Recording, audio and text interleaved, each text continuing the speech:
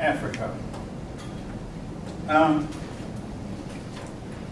One of the names for Africa has been known by as the Dark Continent, and that's because that for many years persons assumed they had no history, or they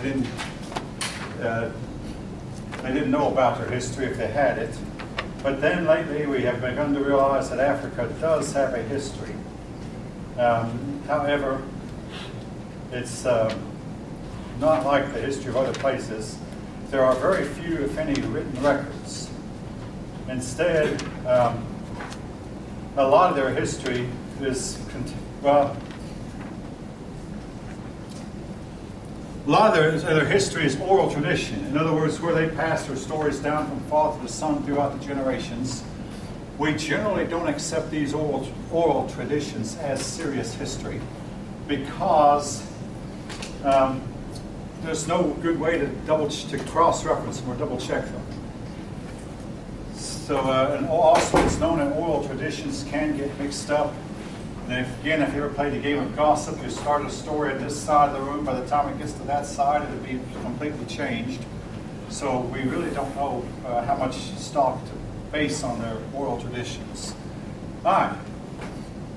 Now, I finally got something to work up here.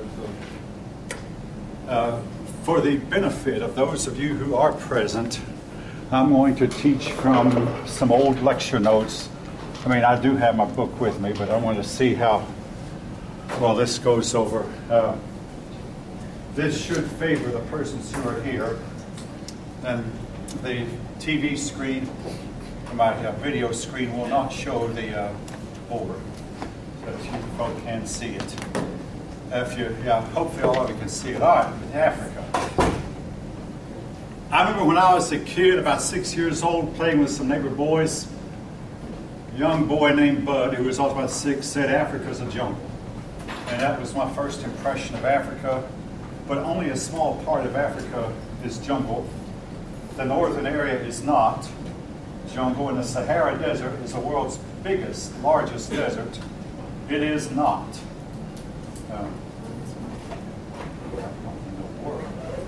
There it is. It's loaded. Yeah, I was hoping that that would last, because I don't use them that much. All right, the western hump of Africa. Again, that's the part of Africa that goes toward the west. None of that is jungle. In fact, the jungles of Africa, such as they are mostly along the Congo River.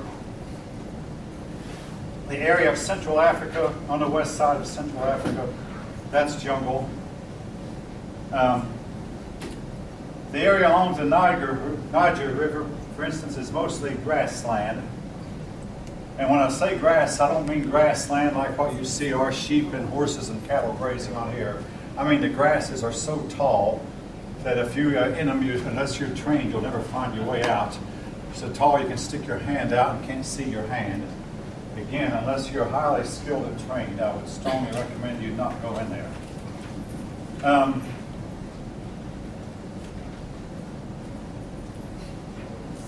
The eastern region of Africa is sometimes called safari country. This is where hunters like to go when they go hunting, or at least they used to. It was considered an honor to be able to hunt in Africa. And this area, which is today consists of the nation of Kenya and Uganda, supposedly this is where mankind began. Which part of the safari country? Yeah, the east. All right, if you could see the map on page 215, the area straight south of the Nile River, where the Nile River begins, around Lake Victoria, Lake Van, this area, to the central part of Africa, to the east of the central part of Africa. That's the area I'm talking about. The savannas, or the word savanna, grassland. Big hunting region.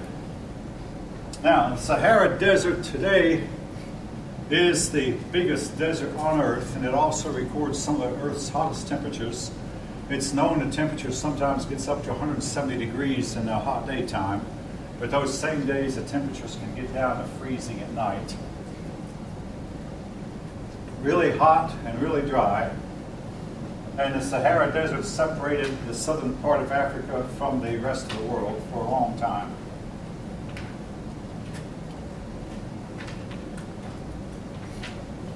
Africa has the most natural resources of any continent on the face of the earth. And I first heard this when I was 13. I had an 8th grade teacher named Mrs. Conley who would remind us that Africa has the most natural resources and said if they can start uniting and stop quarreling among themselves and stop being tribal peoples, they're going to become great someday. We'll see if it ever happens. But they have a lot of minerals, including a whole lot of tin, a whole lot of gold, and a whole lot of diamonds. And of course, there's ivory, which comes from the tusks of elephants. The hunting of ivory is now outlawed. Then there's South Africa, a lot of hills, plateaus, and deserts. We're having a difficult time reconstructing the history of Africa because most of what we have in the way of written records was written by outsiders. It's known the Chinese would go there from time to time, and one time the Chinese emperor sent a fleet of very large ships to Africa, and these ships came back with elephants and giraffes and monkeys, and the emperor was especially fascinated with the giraffes. And also some very large snakes. But we're also being able to construct their history from archaeology. And we do know that they did have writing. Unfortunately, their writing has not been deciphered because we don't have enough of it. And again, as I can't emphasize enough, in order to decipher ancient texts, you must have a lot of them. But we're studying their trails and trade routes to try to figure out where they went from, and where they went to. And they left behind a whole lot of carvings, particularly in the Sahara Desert. And in that dry desert land, carvings and paintings will last for a very long time. And the paintings tell us something about them. Now, about the Sahara Desert. It was not always a desert. At one time it was a vast, vast grassland. And a lot of people lived there, and they lived largely by hunting game, which was there in abundance. Plenty of game, plenty of grasses, easy to grow crops. And then the desert began to dry up and kept getting bigger and bigger and bigger and bigger, and it's still getting bigger every year. We don't know how big it will eventually get, but it kept drying.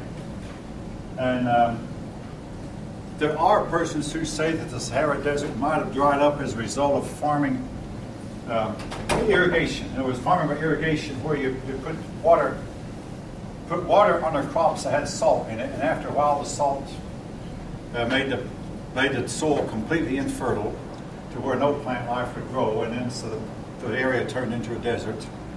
Be that as it may, it dried out, and the people who lived there all left. I mean, they had to. There are a few water holes there. And now it's known that under some areas of the Sahara Desert, there are many, vast amounts, I don't know how to describe how much, but vast amounts of fresh water down under the desert that if it could be pumped to the surface, perhaps the desert could blossom and bloom again, provided we'd find a way to keep salt out of the water. The hot Sahara Desert is where our hurricanes originate. The hurricanes originate in the desert when one puff of wind unites with another, and then unites with another. Then it goes out over the ocean and picks up more energy from the ocean. And one puff of wind unites with another, and each supply gives its energy to the whole hurricane. And after a while, the hurricane gets really large, and it heads toward the west, and sometimes strikes the coast of the United States. Most of them will turn north before they get to the United States, and then get to the colder waters of the extreme north and die out. But some of them do hit the United States and cause problems. Now,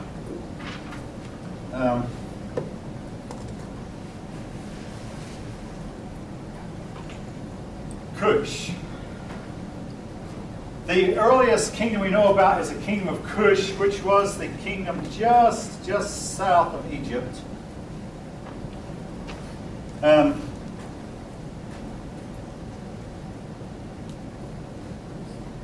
actually, your book said Nubia is the one south of Egypt. So it had Egypt, and then just south of Egypt is Nubia. Nubia was apparently a black country, where the people were black, as opposed to Egypt, which was somewhat mixed. But it looks like Nubia and Egypt influenced each other. The Nubians learned to farm, the Egyptians learned to farm, Nubia and Egypt traded with each other. Egypt conquered Nubia for a while. Then Nubia broke away, and when it broke away, it became the independent kingdom of Kush. And Egypt even had a black dynasty for a while. One of its dynasties, I forget which one, but they conquered. The Kushites conquered Egypt. Eventually, the Assyrians came in, and they fought a war with the Kushites and drove the Kushites out of Egypt. So Kush became a trading center, traded in ivory, iron, gold, ebony, and slaves. I want to say this about the slave business just while I'm on the subject. Slavery has been a perpetual problem with Africa and African people, and there are all kinds of stories that slave trade is going on even today, particularly in the Sudan and possibly the Congo. The United Nations has discussed it, so I mean we know that they've had slavery as recently as 15 or 20 years ago in the Sudan. And a bunch of Americans went in and bought the slaves and freed them. Well, this just encouraged the Sudanese to enslave. Well, hey, we can enslave people, and then the Americans will come and buy them from us, and we'll get a lot of money. So this proved not be the solution. Eventually, Sudan divided itself into, I do not know what the latest is, but I do know that slavery has been an issue with Africans all the way down through time. Iron. Africa has more iron than any other continent on the face of the earth. And it may be that most of the iron that the Romans used to make their swords and shields and spearheads might have come from Africa. And Sir Lancelot, if he even existed, assuming he had iron armor and an iron sword, he might not have known that the iron he was using came from Africa. It's known the Africans learned how to mine iron, and then they smelted it, and we found the smelters. Now, it takes a special type of furnace to melt iron. You have to, of course, have the right fuel, and then you have to pump air. Pump the air with big bellows, and to get enough oxygen into the fire to make it big enough and hot enough to melt the iron. And then once the iron melts, the iron will sink to the bottom because iron is heavy and the impurities will float on top. And somebody has to come along and with some kind of special kind of clay tool and scrape the impurities off. And you notice I said clay because iron is melted in clay pots owing to the fact that the iron will melt. Well, clay has a good transfer of heat. In other words, most of the heat that goes in one side of clay will go through it, and good transfer of heat, and also the clay will not melt when iron will. So clay is used for the pots. But someone with a clay tool would have to go in and scrape the impurities off the iron, and then the iron could be poured into a mold. And the iron then could be sold. But Africa had at one time a lot of iron smelting places, iron melting places. Anyway, we know that the Kushites copied the Egyptians, built pyramids. Their writing resembled Egyptian writing and hieroglyphics. But then, when they learned about the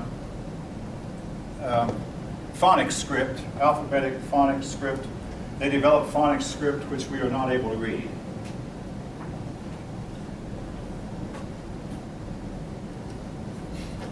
After Cush, there was Axum. Axum had belonged to the kingdom of Saba, which your authors believe is the Sheba of the Bible. Sheba is in the land of Arabia. Now, folk about the Queen of Sheba, who's mentioned in the books of the Kings and the Chronicles in the Bible. I had a student do a paper on that 3 or 4 semesters back when I let the students choose their own topic. And personally, I think that the Queen of Sheba was Hatshepsut, the Queen of Egypt. They called her the Queen of the South, and Egypt was often called the land of the South by the Jews. We talked about Hatshepsut and the Queen of that Sheba is a corruption of the term Hatshepsut. Nevertheless, the authors state that Saba is the land in Arabia that was there in the way before Christ. So it was a long time before Islam took over Arabia. And the kingdom of Saba conquered Aksum. Now, both Saba and Aksum benefited from trade with India, and you have a situation here that is unique in the only situation like in the world, in that the winds blow it between Africa and the Far East. For 6 months they blow eastward, and then the other 6 months of the year they blow westward. And all ship captains learned when the winds could be expected to blow eastward, so when the winds were blowing eastward, they'd head east, and when the winds were blowing westward, they'd head west. And it is known that Africa had a lot of trade with not just India, but the West Indies, and even as far away as China and possibly Japan and Korea. Again, favorable winds for 6 months, then favorable winds the opposite way for the other 6 months.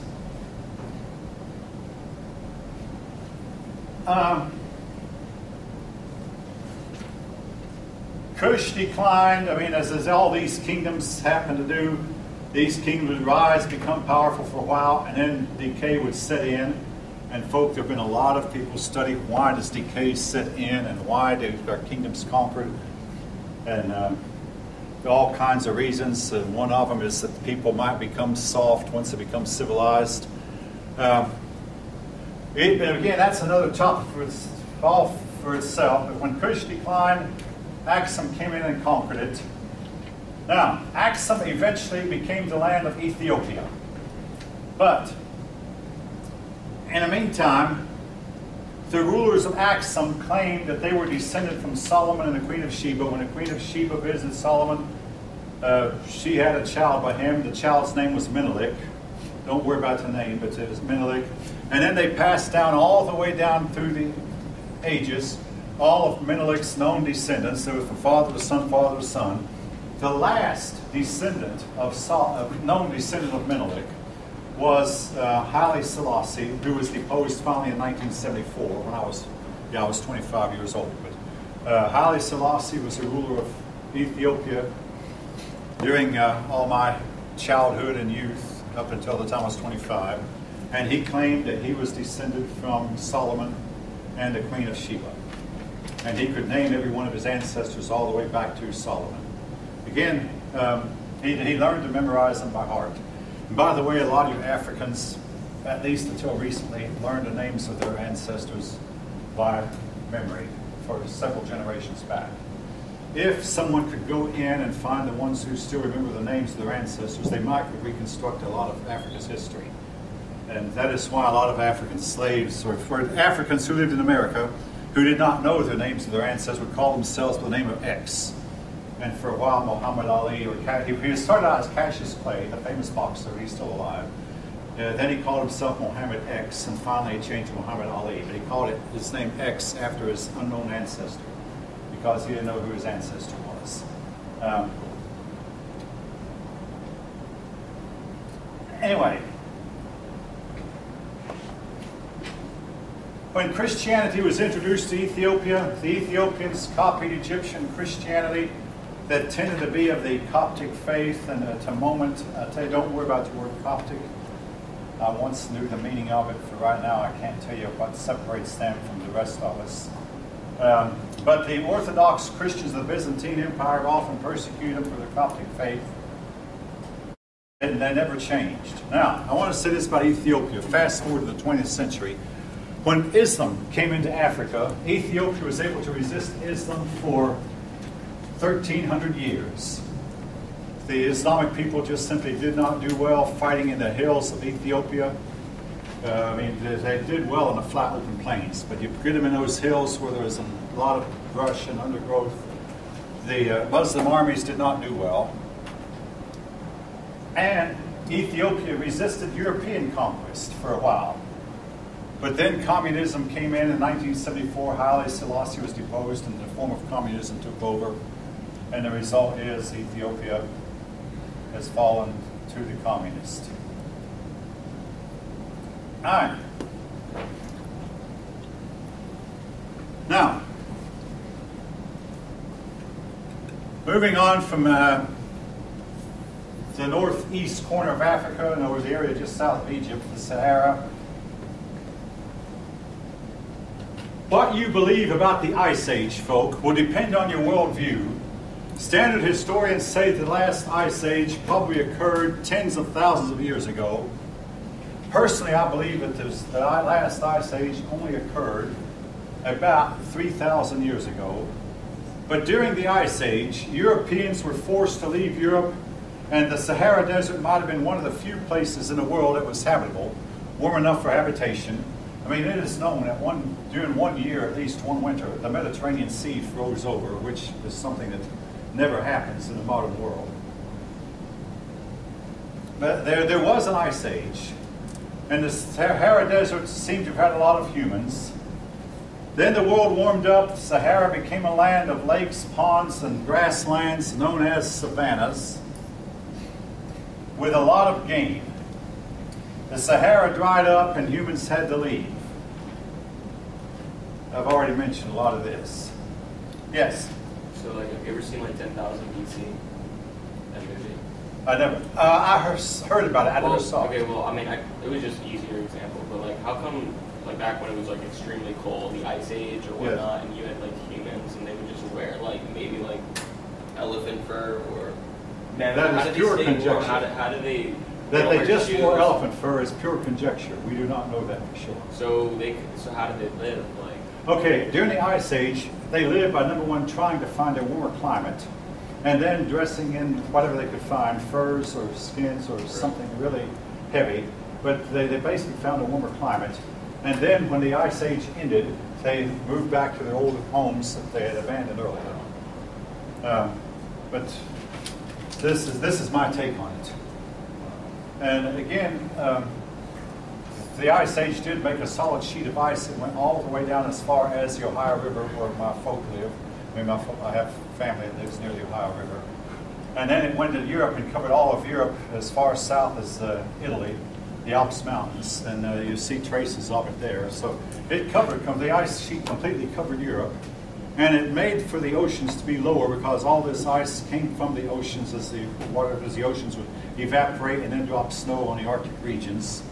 Now we're fearing that as the climate warms, the Antarctic ice that's now 3 miles thick is going to melt and raise the level of the oceans. And folks, if it happens, guess what humanity will do? Simply move to higher elevations. It's what we've always done. We do what we have to.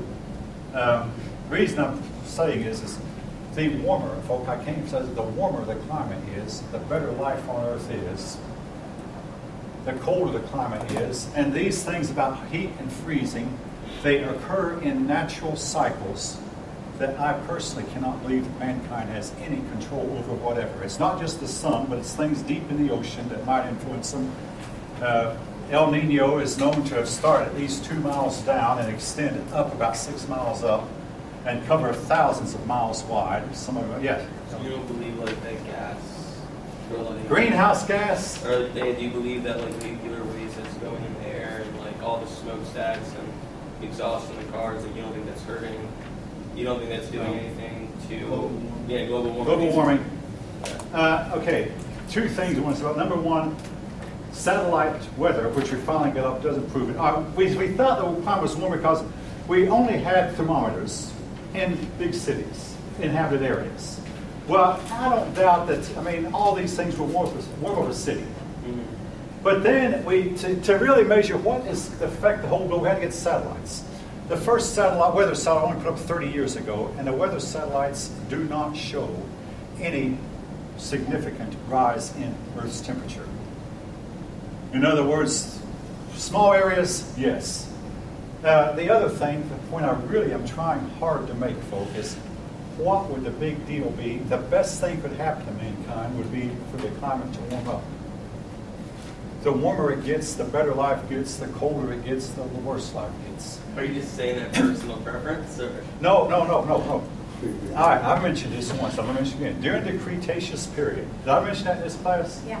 The Cretaceous period, the Earth had a uniform tropical climate, and even Antarctica and the polar regions had tropical climate. And Antarctica was teeming with tropical jungle life, just teeming with life. And so was the area at the top of Greenland. Uniform life was never better. Life was, and this was the age of the dinosaurs. And this was the age of the 200-foot tall trees, of which we have, and 300-foot tall trees, of which only a few of them are left in the region of the Sequoia. I mean, I'm down with the warm weather. I'm just saying. The warmer it gets, the better it gets, folks. That's, I mean, and that's the point I'm making. As far as greenhouse gases, I don't think that we do as much as, all right, the temperature of the sun is now known to vary. The big things that might be going on deep in the ocean or deep under the ocean that might influence us, that make our greenhouse gases seem like nothing by comparison. They really influence our climate. You know, what caused the ice age? We don't know what caused. I mean, there was an ice age. What caused it? For all we know, the sun might have cooled it.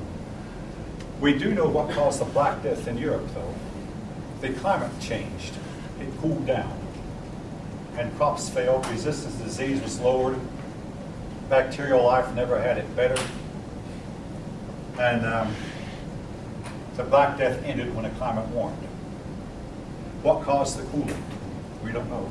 We used to think, it couldn't be the sun. The sun's output is constant. Now we know that the output of no star is constant. It might have been the sun cooling. We simply don't know. Anyway, but there was an ice age. During the ice age, humans moved to warmer climates, and when the ice age was over, the Sahara Desert dried up, while the humans living there left. The Berbers, yes, Berbers, they're still around. These are the nomadic people who live along the Mediterranean world. And the city of Carthage may have been a trading center between Sahara and the goods coming from the Sahara might have gone through Carthage before going to the rest of the world. And as you know, Rome fought long wars with Carthage and finally destroyed them. At one time, it's known that they tried to travel in horses and then the donkeys, but eventually found that the best animal they could use to get across the desert was the camel, owing to the fact that the camel can take a sandstorm without hurting it. When the desert storms start to blow and humans have to cover their eyes and cover their faces, the camel can take it. The sand doesn't hurt his eyes. And also camels can go for days at a time without drinking water. A camel can go from one oasis to another. So these traders would travel in large caravans. The caravan travel also helped discourage thieves. It would take a huge band of thieves to attack a caravan. So they made sure that the caravans outnumbered the thieves they might encounter, and then they'd head out. And head out on their camels loaded down with goods that they would carry to and from places in Africa.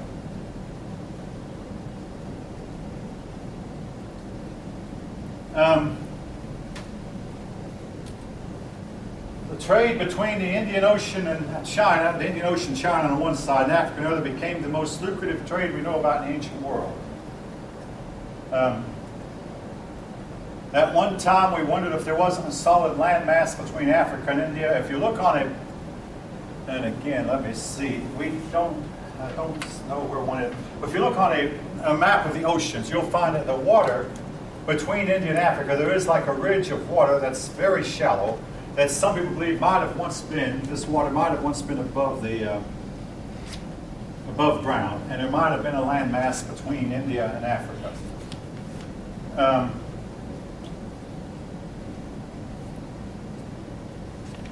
But eventually we learned that we could sail around Africa. The Bantu people are still around. Bantu. Today the Bantu are mostly tribal people, but they are the people who moved into East Africa from the western part of Africa. And today their descendants live throughout the middle and southern Africa. Mostly they're farmers, mostly tribal people. The word tribe means persons who are related by birth and extended family. But sometimes they might capture people in war and adopt them as part of the tribe, or persons who are kicked out of one tribe might go to another. So sometimes unrelated people go to a tribe. The Bantu culture is important because it wound up becoming the dominant culture of Africa. The picture we get of Africa when Europeans arrived was a group of people living in villages, in the jungle villages, and small tribes. And these were probably Bantu people mostly, and they still are. They still are there, and they're slowly getting away from their tribal existence and moving into the cities. Okay. All right. I mentioned last time that when the Arabs took Egypt from the Byzantine Empire, they went into Ethiopia, and initially the Ethiopians welcomed them, and also the Coptic Christians of Egypt were persecuted by the Arabs. Now, the Arabs and the Coptics got along really well, folk, until very recently. As recently as 1920, Coptic Christians were associating with the Arabs almost as equals, and no animosity between them. However, many Egyptians converted. Most of the converts in Egypt appear to have been voluntary. Part of it was due to the fact that Christianity, the Byzantine form of Christianity, was oppressive. It taxed the people heavily, persecuted people who did not believe as they did, and they welcomed Islam at first. The Berbers in North Africa fought against the Muslims for a while, but again, the Muslims fight so well in a wide open desert, or a wide open country like North Africa, where there's not very many big hills and not very much brush and undergrowth. And eventually the Berbers in North Africa succumbed. But one traveler said that I used to travel through North Africa before Islam took over, and I would see people all over the place. Today I can travel through North Africa and go for 2 or 3 days without meeting a person. A lot of your Berbers moved on into Europe, or moved away, or moved to some other country out of the reach of Islam.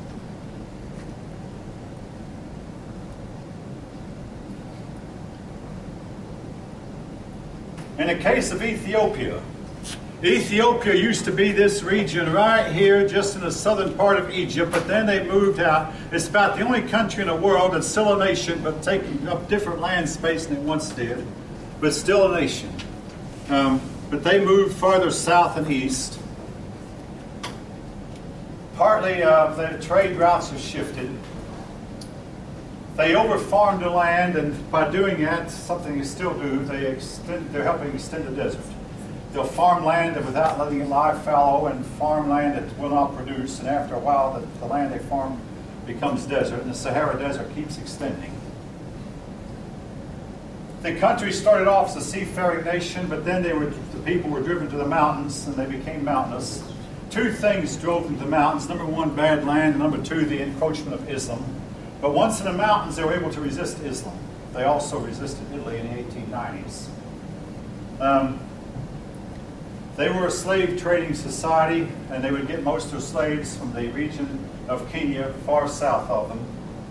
Go down to the south, collect slaves, and bring them and sell them to the Arabs, or even to the Romans. The Muslims and Christians fought long wars, but Ethiopia was to remain Christian despite the Muslims. And again, part of that was due to the fact that the Muslims, again, I can't emphasize enough, they simply do not know how to fight except in a wide, wide open country. And take them away from their type of terrain, and their fighting becomes less, they're less able. I mean, you can't imagine Muslim horsemen riding on horseback fighting in the jungles of Vietnam. I mean, you know, it just doesn't work. Or even fighting on the hills of Ethiopia. Ethiopia remained Christian up until 1974 when they went communist. They, as far as I know, they still have a lot of Christians living there, but officially they're not a Christian country anymore. All right, moving to the west part of Africa, there was the kingdoms of Ghana, Mali, and Zimbabwe, and I want to tell you something. Don't worry about learning those names, folks. There is one town, though, I do want you to remember, Timbuktu. I used to hear my dad say, use the expression, as far away as Timbuktu. And I wondered, where is Timbuktu? Yeah, Timbuktu is far away from just about everything. It's not in the middle of the Sahara Desert, but it's in the Sahara Desert. And for about 100 years after Europeans started to arrive, no European was able to reach Timbuktu because of the venomous snakes and the harsh temperatures and harsh natives who would keep them out. But eventually, we reached the town of Timbuktu. It's kind of far from any other town. But these three Western countries converted to Islam. They all three have this one thing in common. They flourished for a while and then declined. Flourished for a while and then declined.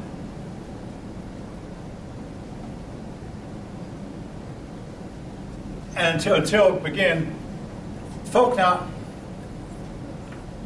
I have to make this comparison because, I mean, from the time I was a child, I used to think, hey, there's a lot of similarity between Africa and the North American Indians. And there is. Number one, both North American Indians and Africans tended to become stateless tribal peoples, people who did not owe their allegiance to any king or any emperor, but only to their own tribe. And both of them, their people were descended. By the time of the Europeans, they were descended from people who had been people of great nations and great wealth, but somewhere along the way, the jungle overtook them, they lost all their wealth, and they declined. As to why that was, again, that's another topic. I personally think that these nations that declined from within before they declined from without. And I'm concerned about it because I think that I see the United States doing the same thing. And I'd hate to think that 150, 200 years from now, North America would be nothing more than a vast, overgrown jungle built among the ruins of what was once great, magnificent cities. But that's what Africa became. They had their magnificent stone cities that were completely abandoned. And we had the same thing in North America where you have cities that once were magnificent, big cities, mounds that were abandoned. The people living there had become tribal peoples, what few of them there were. And your book calls them stateless. Now, folk, I mean, I've got to be careful what I say, but stateless is like a polite way of saying uncivilized. And again, I have to be careful how I use that word. This is about what these people became. Small independent tribes. Some of them would eventually cooperate and merge, but oftentimes, and also sometimes these tribal peoples were conquered by the few states that were left. But the tribal peoples were the ones who were taken as slaves when the slave traders came in. And this was true not only of the Ethiopians who came in and took slaves, but eventually the Portuguese. And I want to say this about the Portuguese. The Portuguese were the last of the Europeans to stop the slave trade. The Portuguese slave traders were moving in even as late as the 1840s and 1850s, and Great Britain would move in to try to stop them after they had made slave trading illegal. But they would move in and go to a tribe and look for a man who had gone out away from the tribe to hunt, and they'd try to capture a man when he was by himself. And then they'd take this man in prison. And if you ever saw the movie Roots that came out a little bit more than 30 years ago, it described a scenario like this. This man just went out to hunt, and a bunch of European slave traders grabbed him up, bound him, and put him on board a ship, along with a man who had trained him in the arts of defense, and made slaves of all of them. These were the people who were most likely to be taken as slaves. The Bushmen tended to live in areas that were drier than the jungles. In other words, almost the areas that were borderline desert, or in some cases out and out desert. These people were often enslaved.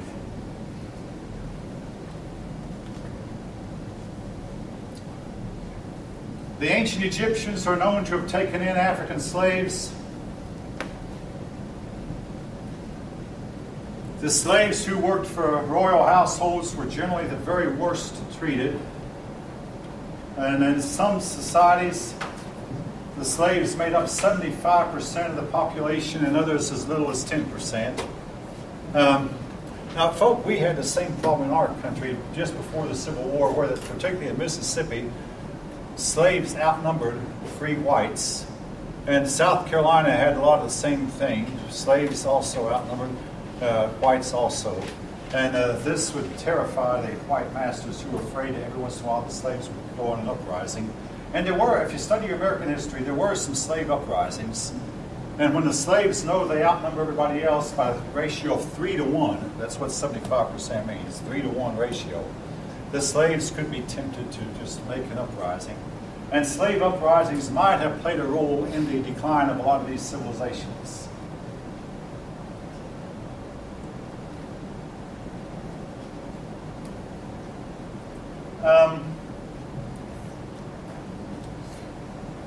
Religion, again, a lot of times their religion was, they had a lot in common with the American Indians. They believed in a creator God. The Indians called him the Great Spirit. But they also believed that between the creator God and humans, there was a pantheon of lesser gods. And they often would worship all these many lesser gods instead of the original creator God, because they believed the creator God was too distant or too busy to hear them. So they would communicate with the gods through ritual. Music was especially important, and a drum beat. Now, to this day, it's rumored that some African tribal peoples or some Africans will use drums to, or xylophone. Oh yeah, now, folks, I got this word xylophone written on a board. I've had more than one student say, I thought Africans were too primitive to invent the xylophone. Wrong. The African people, like all other tribal peoples, were descended. They were not evolving upward. They were descending downward. The more advanced peoples, they had the xylophone. But they would get together and use the drum beat and the xylophone and stringed instruments to summon the gods, to summon the spirits. They also were ancestor worshippers. Again, the Chinese and the Greeks even went on to worship their ancestors. So a lot of your more advanced people have been ancestor worshippers. When Islam came in, a lot of Africans embraced Islam. Now, I told you to look out for this the other day, Monday. They did not have a priesthood among Islamic people. And this conflicted with African religions, because the African religions, they would convert to, say, well, where are your priests? Who are your priests? And we don't have any of those. And a lot of times Africans who embraced Islam would take up with their priest and make their priest Islamic priest, which Islam frowned on. Also, a lot of your African men had more than 4 wives than Islam allowed. And this practice of polygamy conflict with Islamic traditions, and I will say also to this day still conflicts with Christian traditions. When Christians have gone in and tried to convert Africans, they find it, David Livingstone was one of the more famous Christian missionaries of more than 100 years ago. He went in and he converted an African chief, but he had a problem. This African chief had about 6 wives, and Livingstone did not know how to handle that situation. He couldn't ask him to divorce the wives, so he finally just gave up being a missionary and became an explorer and turned the missionary work over to someone else. This is still a problem because polygamy, the word polygamy means more than one wife, and this conflicted with both Christian and African traditions.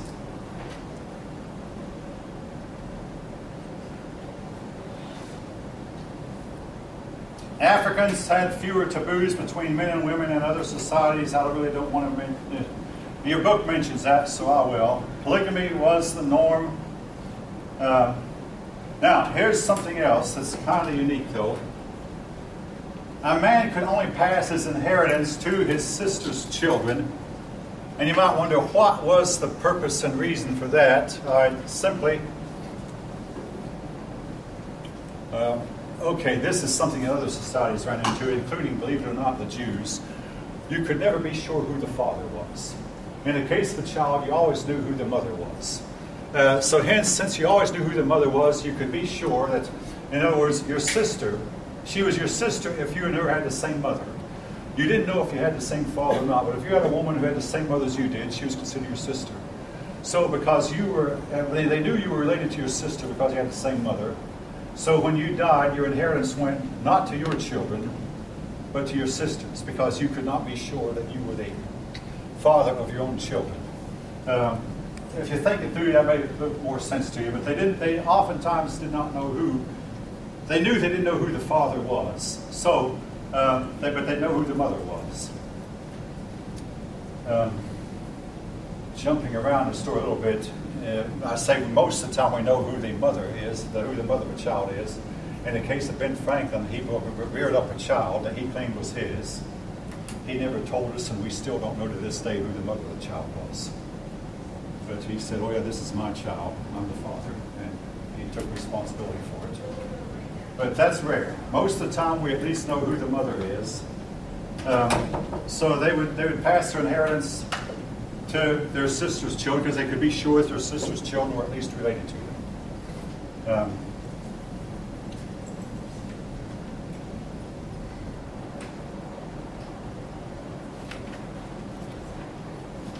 Art and music,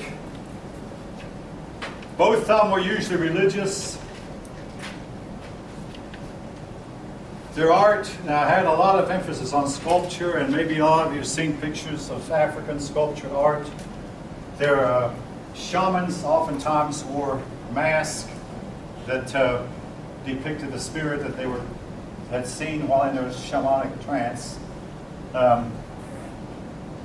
Their music, again, folk, hopefully, no offense to anyone, their music had a lot of heavy rhythmic beat. And if you're driving along in the summertime and you stop at a red light and hear a big, big, heavy drum beat, if you look around to see where it's coming from, there's usually an African driver in the car where it's coming from. Hopefully that doesn't offend anyone. I mean, hopefully. What's that? When you say no offense, it kind of makes it offensive. That, you might be right. I don't mean to. I'm that guy. You're the guy with the heavy rhythmic beat. I can't even lie. Yeah. You have a heavy rhythmic beat. Okay. Now, again, folks, I wonder if I can hear it through my car with the air conditioner on and closed windows. I wonder what it's doing to their eardrums. But anyway, that's their concern, not mine. But anyway, their music had a very heavy rhythmic beat. And one of their instruments was not just the drum, but they had stringed instruments, what we might call a guitar, banjo, and a xylophone. All right, I want to spend the rest of the time reviewing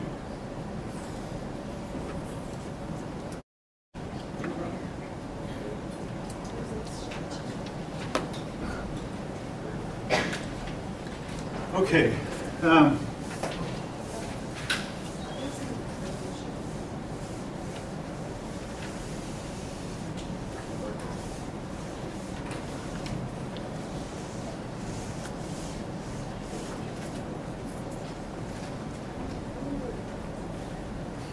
Okay, starting with chapter 6, the American Indians. Are there Indian mounds located here in Georgia? Yes. Yes. Some of them not very far away. What Indian tribe inhabited a lot of the Caribbean at the time the Europeans arrived? The Arawak. Yeah, anyway, the Arawak Indians. Who was the European man who conquered the Aztec Indians? Cortez. Who was the European man who conquered the Inca? Pizarro. By the way, if you ever read the Superman comics, they have a character in them named Bizarro, which is a corruption of the word Pizarro. Bizarro is one of Superman's enemies, if any of you have ever read the comics. Any of you know who I'm talking about? Bizarro? Yeah, okay, yeah, Bizarro. Who went to the Bizarro world, which is a square world where everything is backwards, mixed up. Anyway, all right. Pizarro conquered the Incas.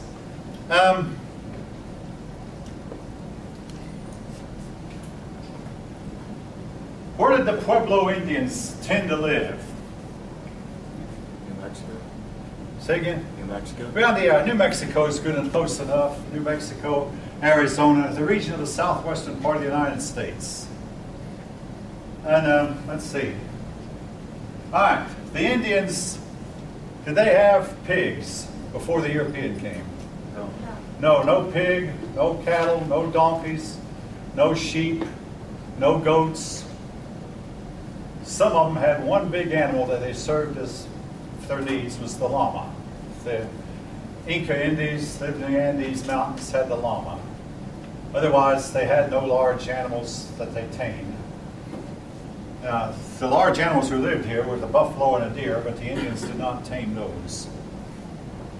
The buffalo, the deer, the moose, the elk. Who taught the rest of the world how to grow, I'll call it corn, but it should be called maize. Who taught them? The Indians. The first corn is believed to have been grown in Guatemala. And the Indians living there to this day grow corn the same way their ancestors did. They did have the dog, but not the cat. They did have a few members of the cat family, particularly the jaguar, but they didn't have the domestic kitty cat, house cat. That came later. Among their plants, they did not have wheat, rye, barley, oats, but they did have the potato. They did have tapioca. And let's see, they taught the rest of the world the use of tobacco. Not that that was good for the rest of the world, but they sent tobacco into Europe.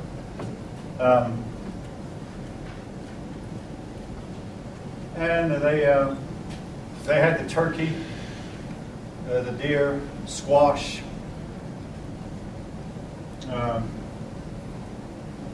Anyway, oh yes, I don't know if I mentioned this or not. The American Indians did not have the wheel. As far as we know, none of them. Partly, I guess they never needed it, having no beast of burden that could benefit from it and having no roads. But they never did make the wheel. They never made sailboats either. And yet some of them had balloons that were big enough to carry people, but they didn't carry, they only carried dead bodies to where the bodies would fall out of the Pacific Ocean. Some of them had balloons.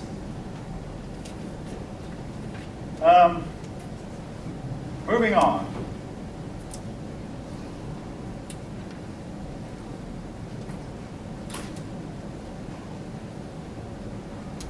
Oh yes, what type of, you lumps them all together into one big word, it covers all of them. What group of Indians lived east of the Mississippi? Your book calls them the one word that covers all the various many tribes, the Creek, the Choctaw, the Miami, the Mohican, the Iroquois. One word will take care of all of them. The Woodlands. Woodlands Indians. The Eastern Woodlands.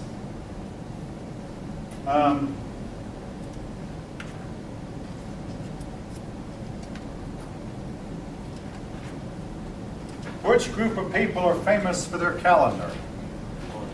Maya.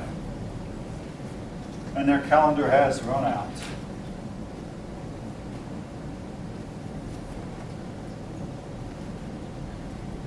All right, moving on to Islam. Again, half the questions on the test will be on Islam.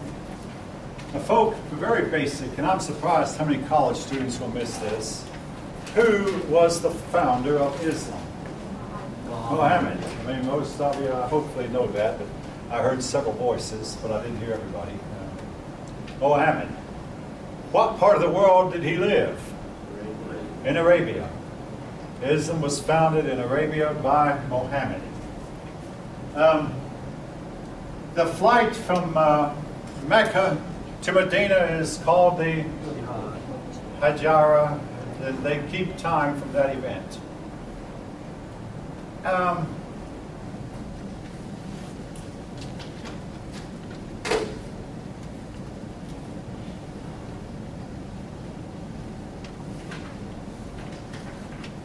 You need to know something about the teachings of Muhammad, because one of your multiple choice tests will be about which is not a teaching. So I'll give you a few of his teachings. He believes that there should be no drinking. Now, he didn't teach his people to not smoke, because he never encountered tobacco. And he didn't encounter coffee either. Those things came from the New World. So he didn't teach that. But what Muhammad taught was they should not drink. They should have the men should have no more than 4 wives. The women were only allowed 1 husband. The people who converted from Islam to another religion should be killed. He also, late in his life, he did teach conversion by fire and sword, or conversion by force. This is in the Quran. Muslims are not supposed to engage in games of chance. They're supposed to pray 5 times a day facing Mecca. And if possible, they're supposed to visit Mecca at least once in their lifetime. They're supposed to fast during the holy month of Ramadan. They don't eat pork.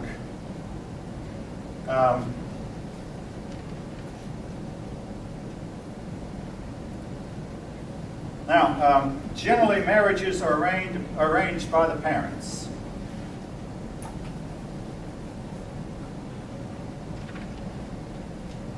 One thing they don't have is priestly mediators. They don't have priests. All right, these are some of the beliefs. They believe in extreme modesty for women. Women should be covered in some cases, even their faces.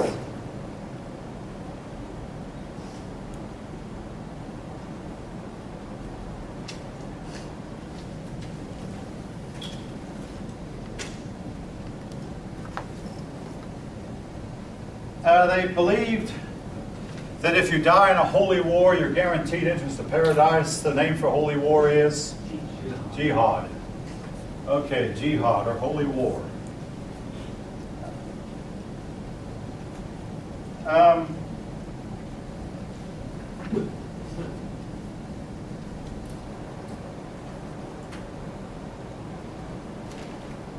In literature, some of the more famous stories are the Arabian Nights.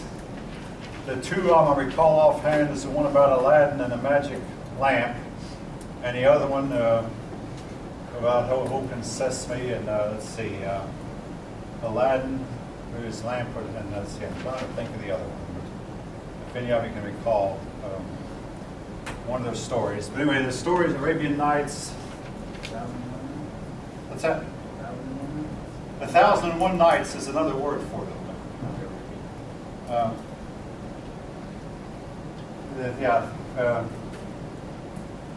Aladdin and the magic lamp, and Alibaba and the 40 Thieves. That's it. Alibaba and the 40 Thieves are 2 of them that I can think of that I read or had read to me when I was in elementary school.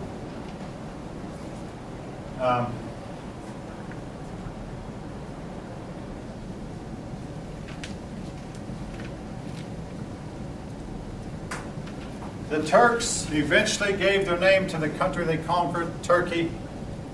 There were 2 types of Turks, the Seljuk Turks and Ottoman Turks. Don't worry about the difference right now.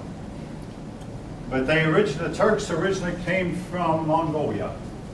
Well, your book just says Central Asia, because the land they came from was a little bit wider than what Mongolia is today. They came from Central Asia, as Central Asians have migrated from that part of the world in droves down throughout history. The Turks, the Mongolians, the Huns, the Bulgars, the Magyars, all of them started out in Central Asia and migrated in the direction of Europe or the Middle East.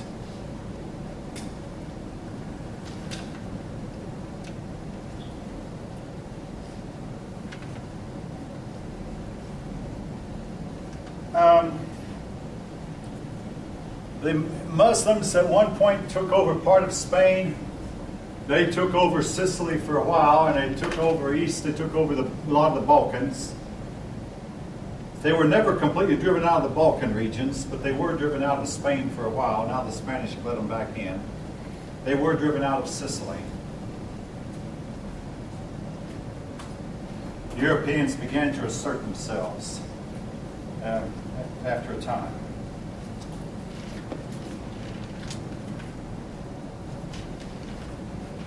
An Iranian mathematician created the number 0, one of the biggest contributions to knowledge. Another one of their inventions that we still use is algebra. And again, without Arabic numerals, you cannot do algebra. Without Arabic numerals, in fact, you really can't do any kind of even simple arithmetic. Arabic numerals meant that we can teach 9-year-olds how to do long division. You can't do that with Roman numerals.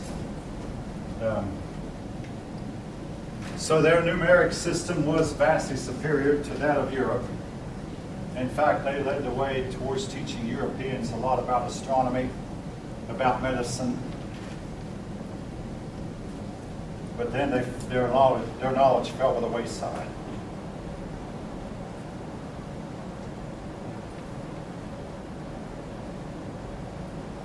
All right.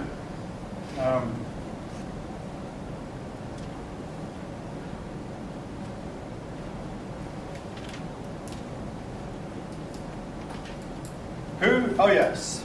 Who are the two groups that splintered almost within a few generations after Muhammad's death and still remain at odds with each other to this day? Two big groups of Islam.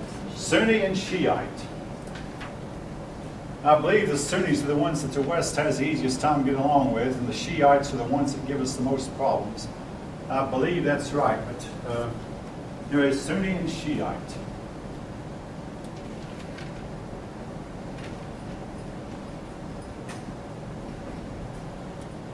Islam believes that women are property and are to be under extreme submission to men.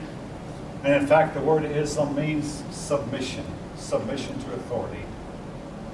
You must submit to your older brothers, to your fathers, to the rulers, and do what you're told to do without question.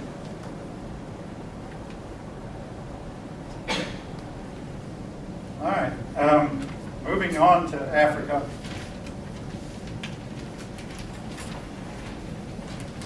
Oh yes, before I leave Islam. The Crusades. The Crusades were where Europeans finally took the offensive instead of waiting for Islam to come to them. They went to Islamic territory. Lasted 200 years.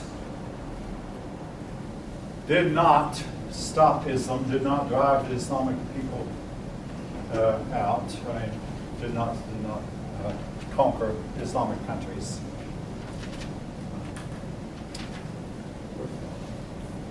The most famous leader among the Islamic people during this time was a man named Saladin. He was the one who reconquered Jerusalem back from the Crusaders. We'll talk more about Saladin when we come to the chapter on Europe. All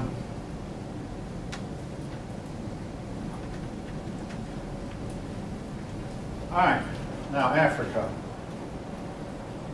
Mankind is said to have originated in what part of Africa? The land around Kenya or East Africa.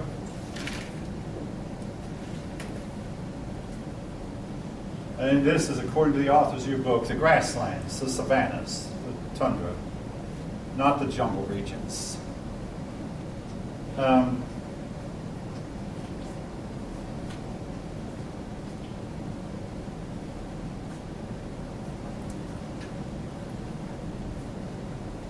Is it true the Sahara Desert was once a thriving place for human habitation? Very much so. In fact, we go to the desert, we sometimes find where the wind blows the sand around, and sometimes we'll uncover lost artwork. And then that dry sand paintings will last for hundreds of years, maybe thousands. But yeah, the desert once was a thriving place of human habitation. Probably during the Ice Age, the last Ice Age. Then when the Ice Age ended, the desert dried up and it's gotten larger ever since.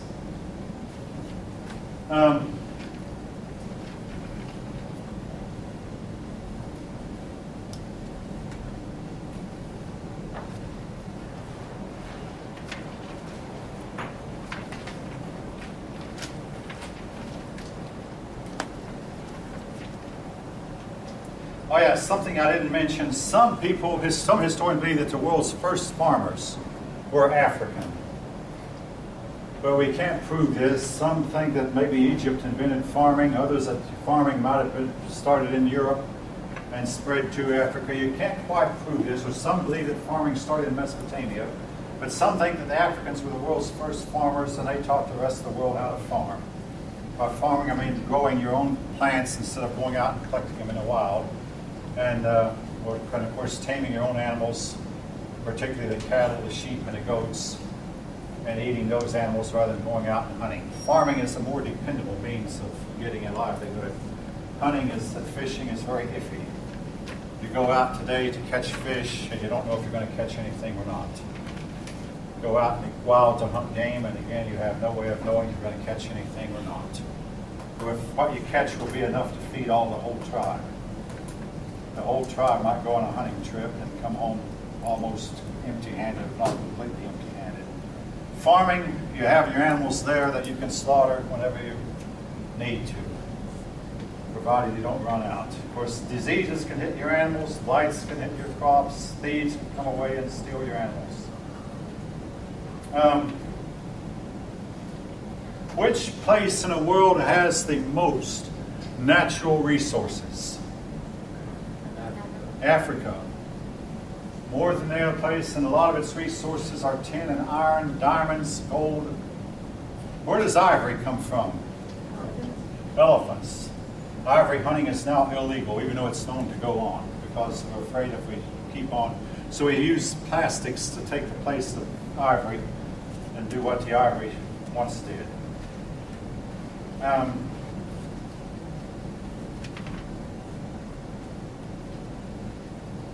What is the best animal known for crossing the desert with? The camel.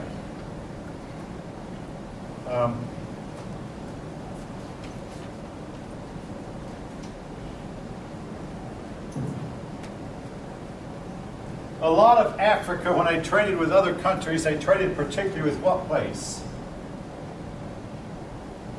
When they trade outside of Africa, the main place they traded with was not the Arabs so much as farther east, the Far East. India, China, Southeast Asia, the West Indies. Again, because there were favorable winds, they went first one way for 6 months, then went the other. And ship captains learned, hey, we leave, when the winds start blowing east, we leave from Africa to the Far East. Then we drop our goods off, pick up their goods, and when the winds start blowing west, we head back to Africa. And the whole trip would take about a year. And it's the only place in the world that's like that, where the winds are dependable and continuous, 6 months of continuous wind blowing one way, and 6 months of continuous wind blowing the other way.